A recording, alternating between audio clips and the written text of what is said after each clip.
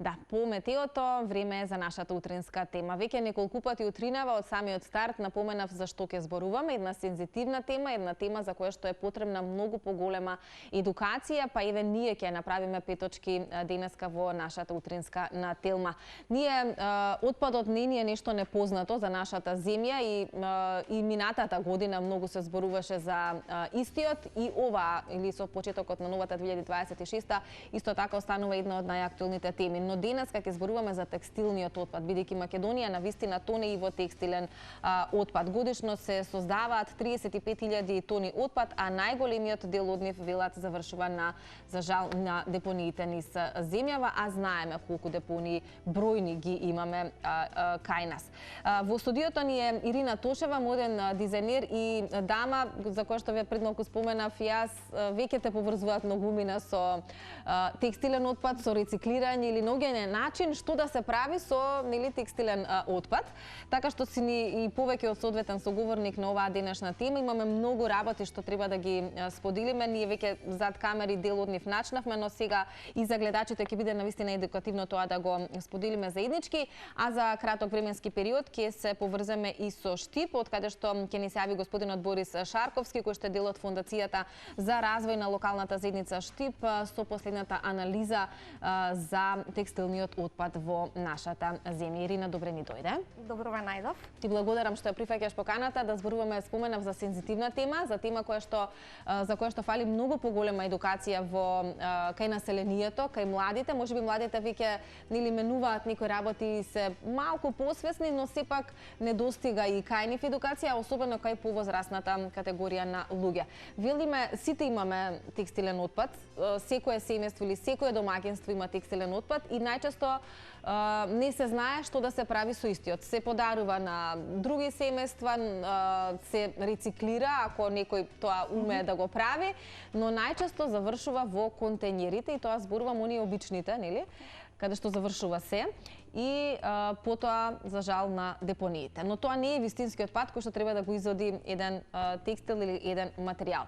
Прво ќе те прашам што генерално за тебе низ годиниве значи текстилниот отпад и колку ситуацијата дали е веќе застрашувачки или дали е веќе страшна, затоа што податоците кои што имав можност да ги добијам и да ги прочитам веќе се некако фрапантни и застрашувачки. Треба да не загрижуваат сите.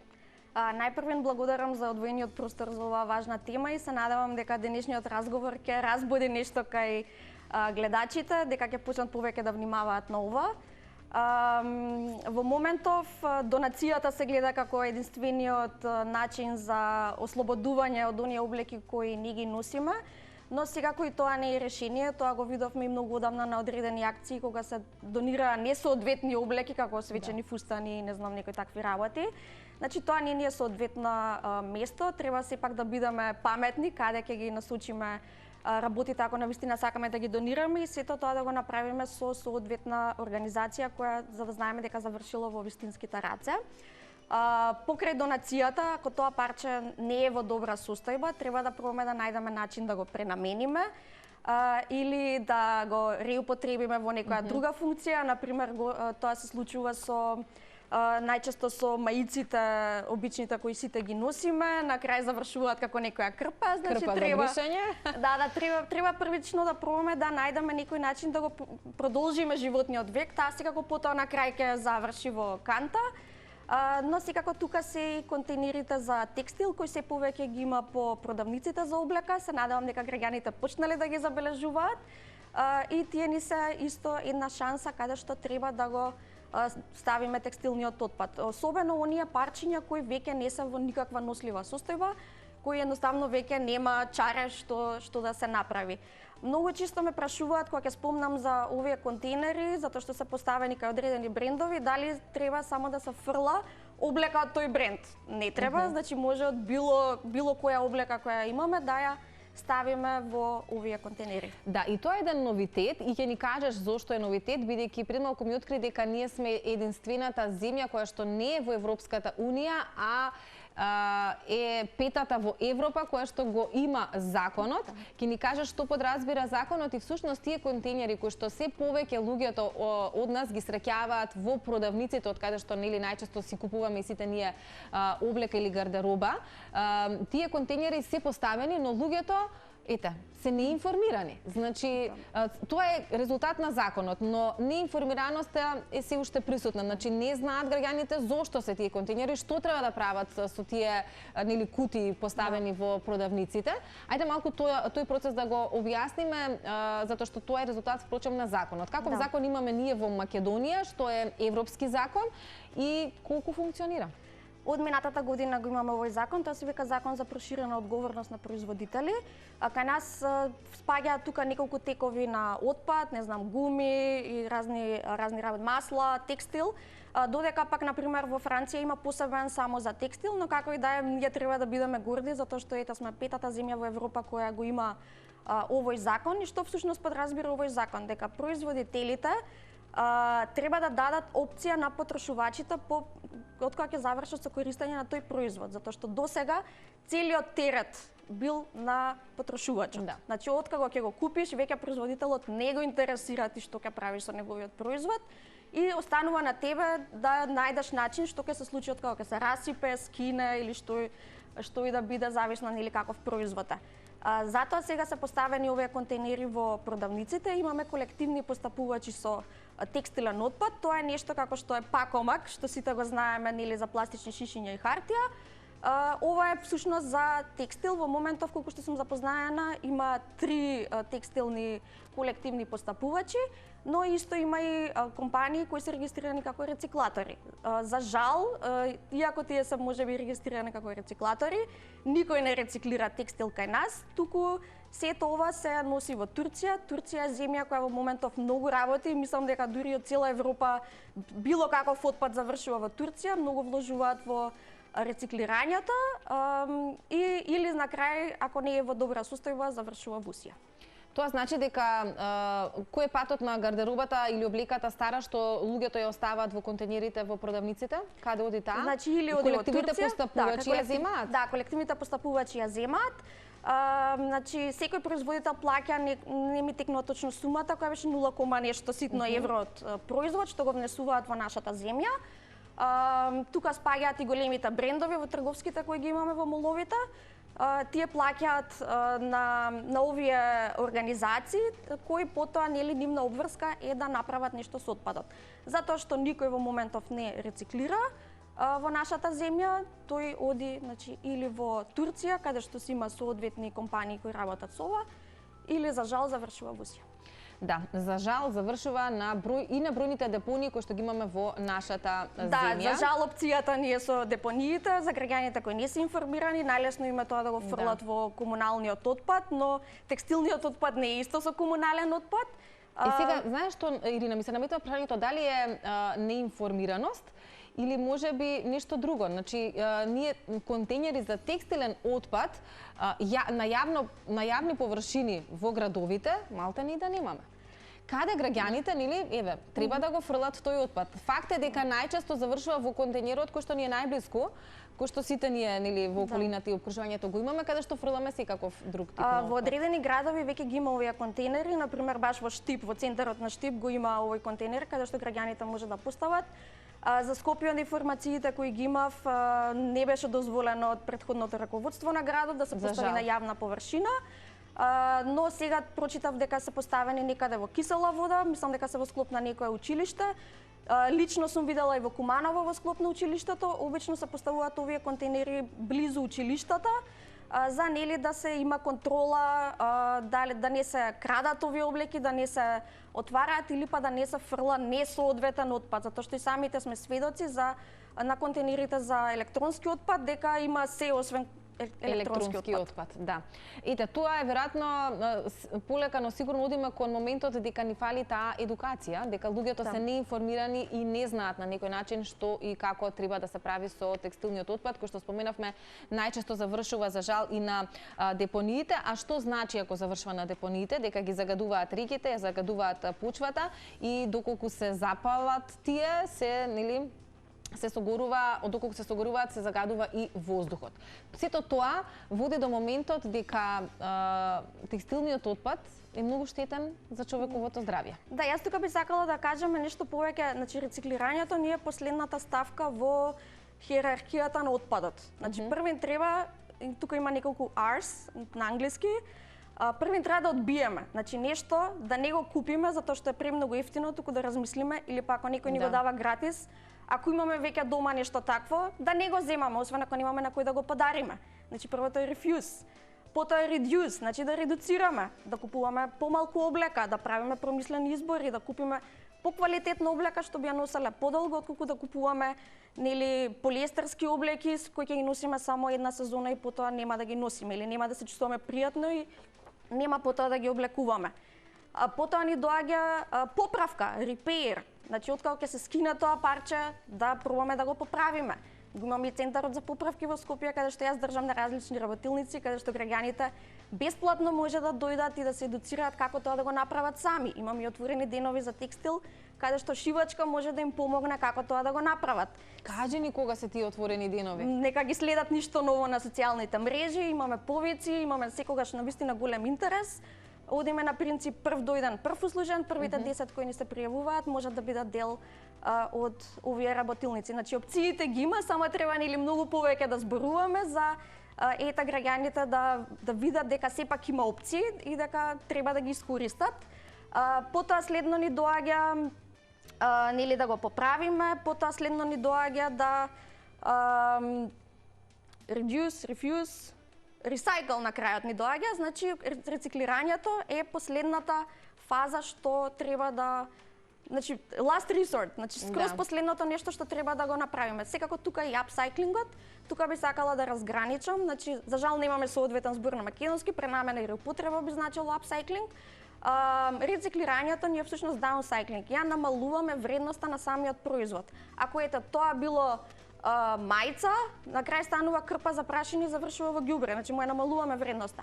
Ама апсайклингот значи ако биле мајци и ние потоа ги ткаеме на разбој и добиеме некоја убава јакничка, ние додаваме вредност на тој производ и буквално е апсайклинг, ја нели накачуваме вредноста и станува нешто ново и уникатно. Да.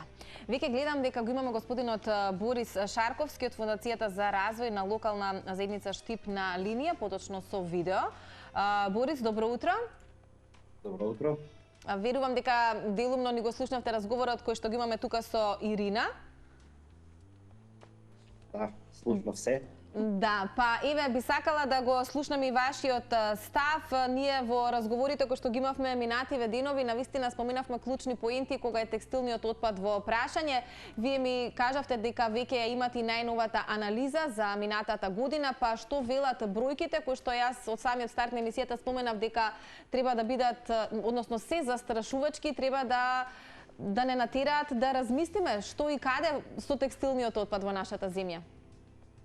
Да, анализата излезе, само што излезе пред неколку, пред 10 дена. Ја објавивме, доку се однесува за податоци кои што се од не само од минатата, туку од претходните години, затоа што вадевме одредени просеци. Бројките точно застрашувачки се на годишно ниво, во просек во Македонија се произведуваат некаде околу од 35 до 40.000 тони, значи на годишно ниво. Намерно кажувам од до, затоа што голем дел од овој отпад не се евидентира. Само некои 6 до 9.000 се евидентираат преку комуналните претпријатија, остатокот е само проценка на комуналните претпријатија и на оние кои што работат со текстилен отпад. Она што е интересно и што многу често создава забуна, сите мислиме дека индустријскиот отпад, посебно во Штип кој што е текстилен град, дека е поголем, но сепак тоа не е така. Некаде околу 53% од текстилниот отпад доаѓа од домаќинствата. Значи тоа се износени алишта на кои што немаме што да им правиме и најчесто ги фрламе на регуларна на комунална депонија. Тоа значи дека немаме доволно контейнери за текстилен отпад. Ирина спомена дека има во центарот на Штип. Кажете ни каква е ситуацијата таму, колку луѓето Штип е текстилен град, апсолутно, но имаат ли штипјани култура за текстилен отпад или свесност, ако можам така да се изразам, колку се користи на правилен начин, затоа што ние премалку споменавме дека тие неколку контейнери за текстилен отпад поставени низ земјава многу често знаат и да се злоупотребат или да се уништат, да се фрла нешто друго во нив и така натака. Како е во Штип? Исто таква е ситуацијата. Постојат неколку контейнери за текстилен отпад, во кои што се фрла во некој од нив се само не текстилен отпад. Вториот чекор тоа е граѓаните сами земаат од таму обрека, па потоа ја расфрлаат низ градот, но не е тоа клучниот проблем. Клучниот проблем е што откако ќе го собереме отпадот. Ако го собереме и го селектираме и повторно го фрлиме на депонија, тогаш ништо не сме направили. Идејата, она што и ние сакаме во фондацијата да го направиме е да му дадеме на некој начин нов живот на отпадот, дали да се донира, дали да се пренамени, дали да се направи некој нов производ од него. Значи, проблемот со текстилниот отпад доаѓа кога отпадот доаѓа на депонија, затоа што огромен дел, огромен процент од гардеробата која што влегува овде е синтетика. Кога ќе разложите синтетиката, доаѓа до пластика, до нафта, која што многу лесно се пали и загадува животната средина. Сепак, ваквите контейнери, ваквите идеи се добри за да се на некој начин да се гради свеста. Луѓето полека стекнуваат свест. Не толку дека се свесни, туку повеќе од тоа што сите ние се соочуваме со фактот дека имаме огромен број на алишта кои што не ги носиме, ги чуваме во плакат и немаме што да им правиме, па тие контейнери се користат, но она што понатаму се прави со отпадот е она на кое што вистински треба да се делува.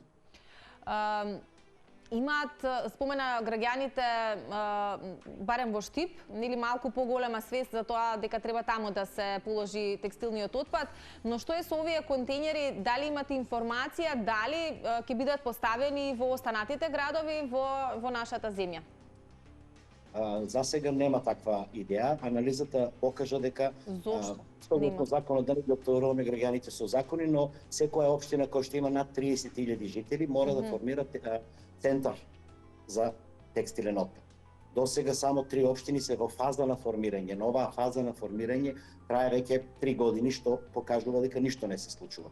Ниту една општина нема формирано ваков центар, тоа е центар во кој што текстилниот отпад, се она за што зборувавме претходно, ќе доаѓа на едно место и од тука ќе се нуди како репроматеријал, како ресурс за луѓе кои што сакаат нешто да прават со него. За жал тоа не се случува. Кога би се случило, тогаш би имало и посебен процес преку вакви контейнери на подостапни места за граѓаните да го остават текстилниот отпад. Но за сега нема ништо. Во Штип има една иницијатива сега која што треба да почне од пролет, но се уште не е сигурно, но тоа е наша иницијатива на Фондацијата за развој на локалната заедница да се формира ваков центар, иако општина Штип е надзорна за тоа, ние да го направиме тоа, па да видиме како со тоа ќе можеме да помогнеме да се намали количината на текстилен отпад. Борис, што велат европските и националните трендови во управувањето со текстилниот отпад? Ние со Ирина споменавме дека ние имаме закон и сме една од ретките земји која што го има овој закон, но како функционираат работите во реалноста е сосема нешто друго. Но што велат, што вели Европа, што велат другите, можеби соседството или некои други по-развиени земји за тоа како правилно треба да се управува со текстилниот отпад? Ирина ни напомена и пред малку дека во моментов целиот отпад завршува во Турција. Најголемиот дел. Најголемиот дел завршува и голем дел од европските земји, посебно земјите на Европската унија, така го решаваат проблемот.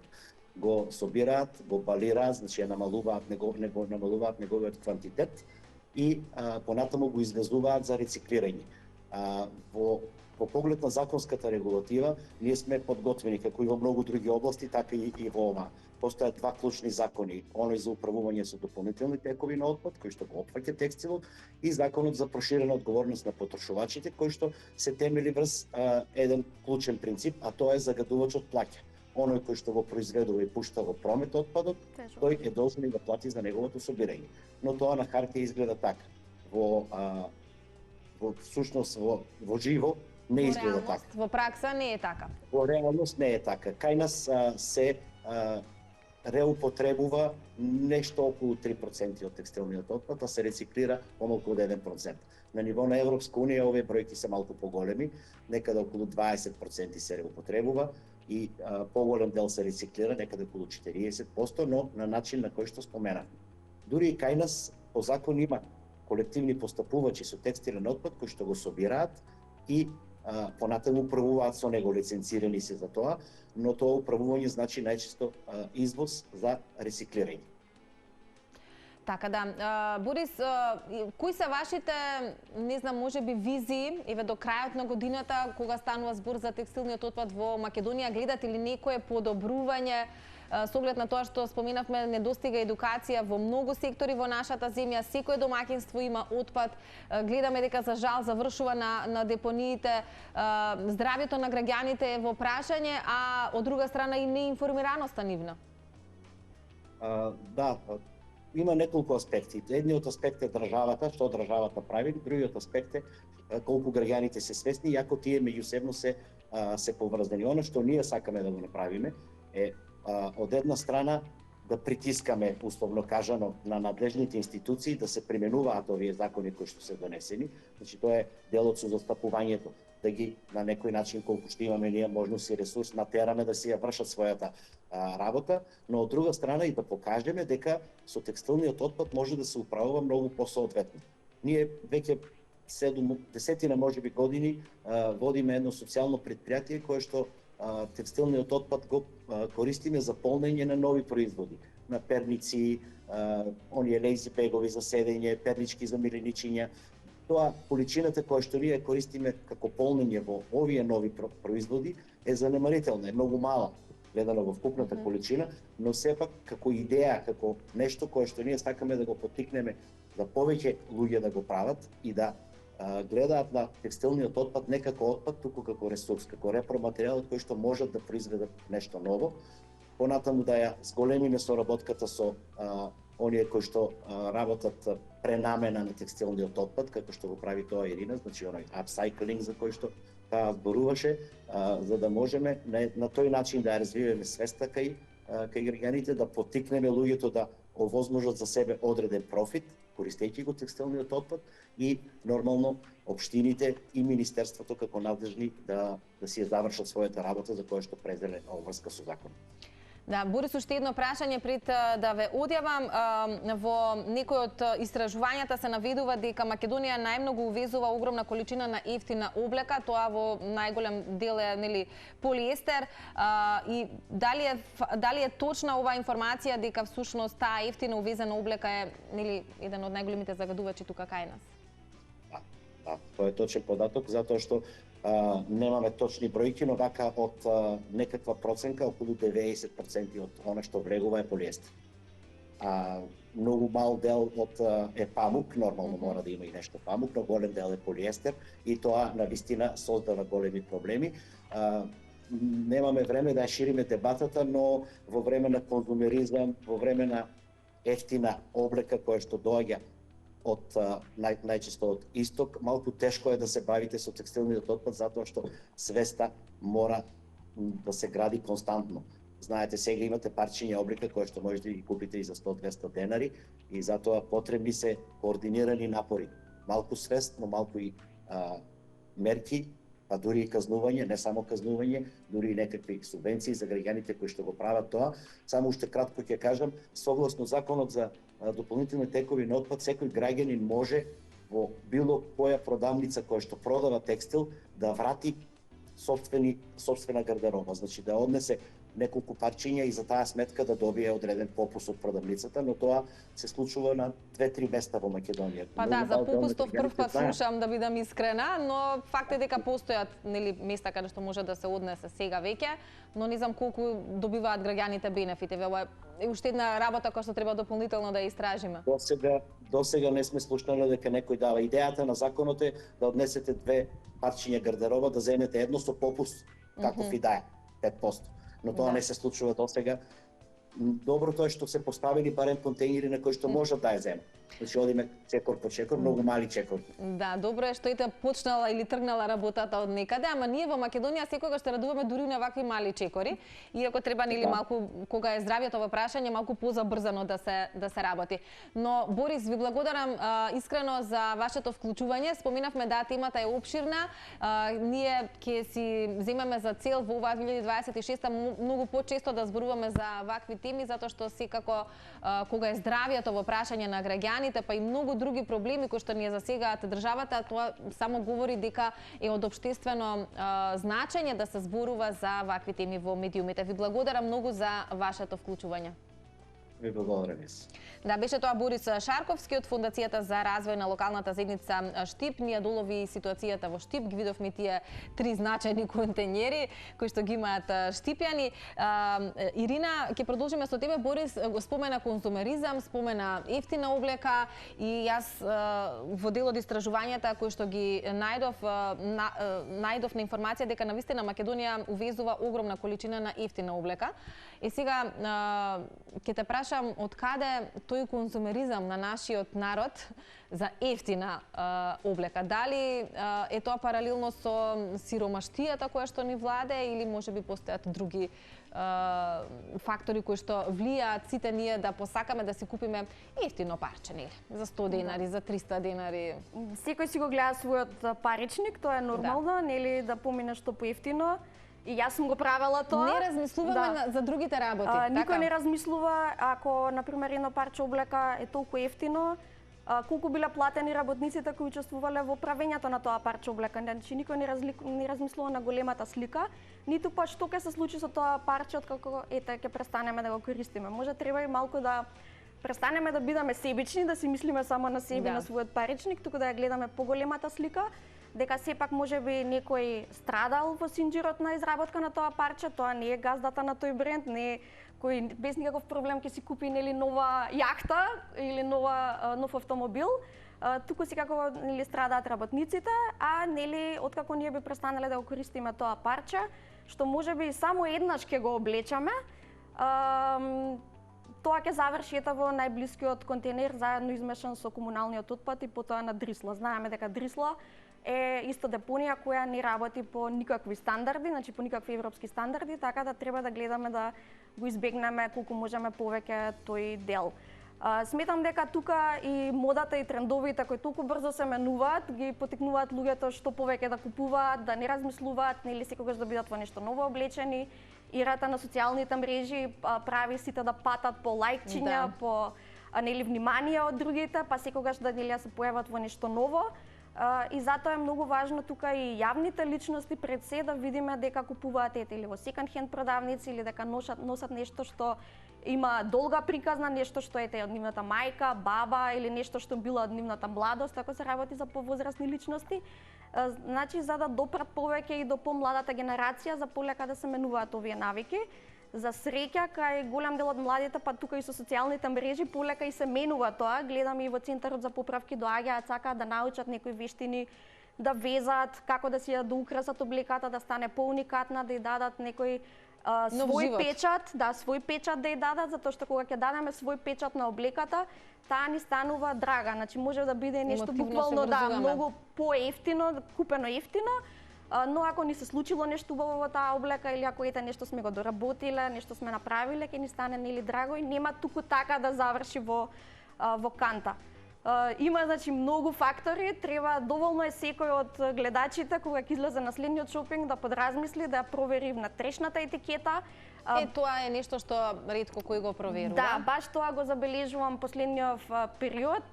Шетав во некој од моловите и нели има распродажби, јануари е месец на распродажби, баш ги забележував луѓето колку ги гледа всушност етикетите.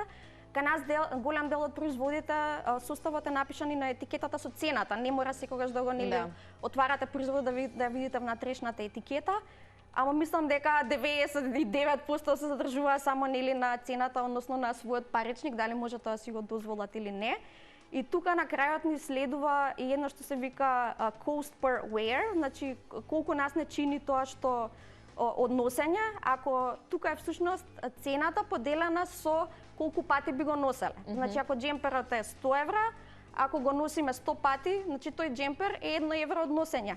Ама ако е 200 денари го облечеме еднаш, е повторно 200 денари. Значи некогаш дури и тие поевтините работи излегуваат многу поскапи на долг рок. Јас се трудам сега последниве неколку месеци да правам едукативни видеа на социјалните мрежи. Гледам да видат и на англиски, и на македонски и се надевам дека и ќе допрат до некој дека полека ќе се сменат тие потрошувачки навики.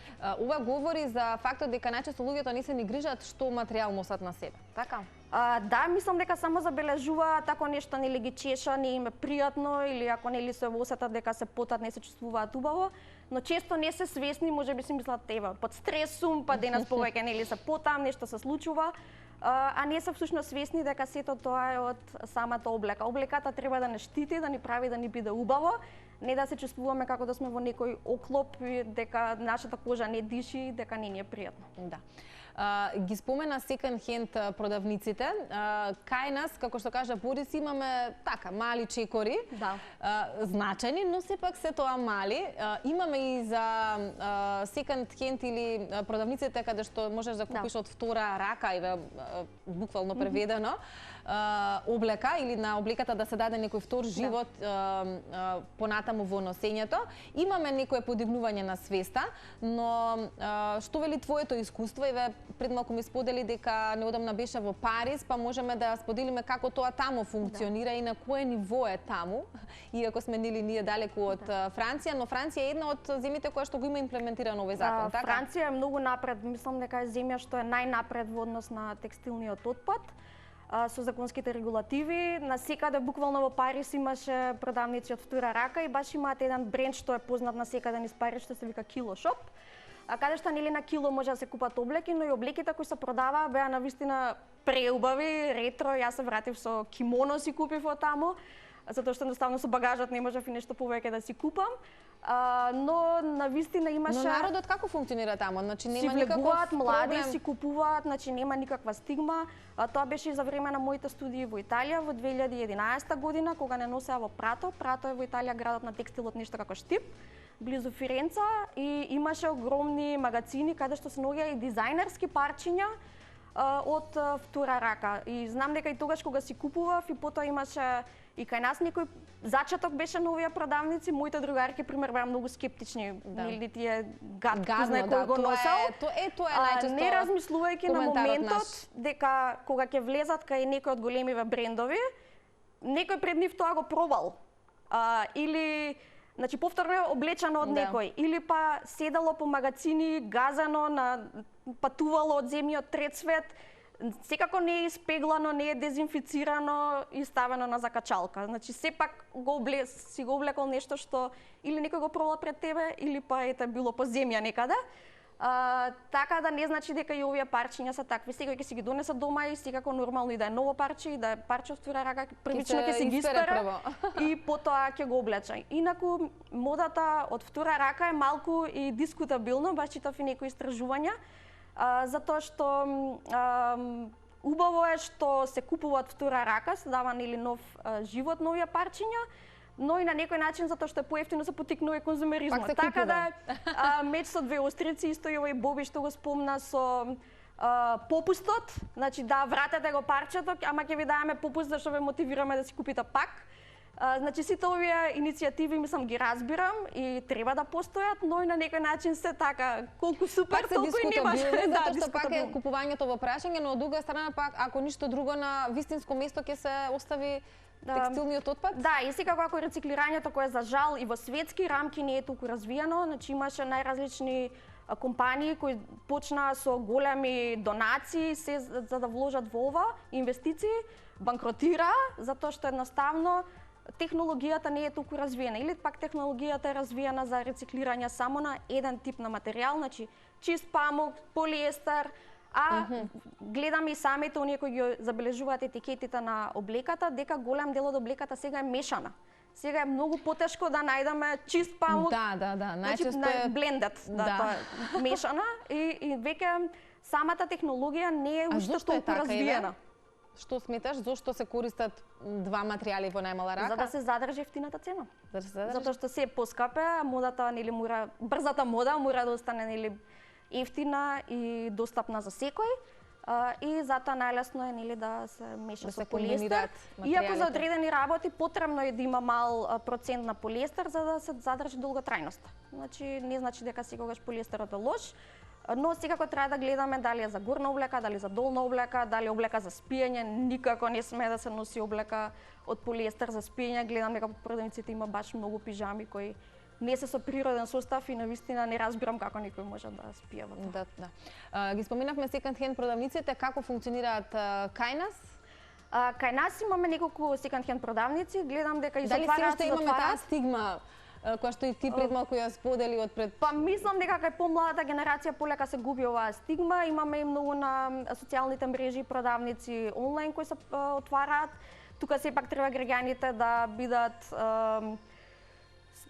отворени и од кој купуваат, сепак да не ја поддржуваат нели сивата економија, сепак нивните средства да ги дадат некаде, каде што одат на вистинско место, да, тука сепак до граѓанината, но исто имаме и голем број на настани обично за викенд во одредени кафичи каде што секој граѓанин може да си изнаеми штанд и да си ги изложи облеките кои ги има вакви многу убави настани, но и тие не треба да бидат толку често затоа што нели како што кажав е пак меѓу две острици. Пак го потикнуваме моментот на купување и пак ќе ни се собере облека која што во одреден дел од животот ќе немаме. Најголемото решение според мене лично е дека треба да се пренамени или да оди во некоја друга индустрија.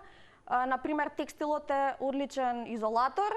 Зашто градежната индустрија да користи полиестер и некои чудни работи таму што се користат, кои се и канцерогени, не се штетни за нашето здравје, кога има и секакви истражувања и веќе има вакви компании кои за изолатор го користат текстилот. Одличен податок. Да, никаде сме пред крајот. Ти си моден дизајнер кој што, еве, споменавме, не знам дали пред камери, но зад камери сигурно споделивме дека многумина веќе те контактираат и те некако ти си синонимот за рециклирање, за реупотреба на текстил. Така што за тебе како дизајнер значи кога нели од некое старо парче материјал ќе можеш да искреираш или да создадеш нешто.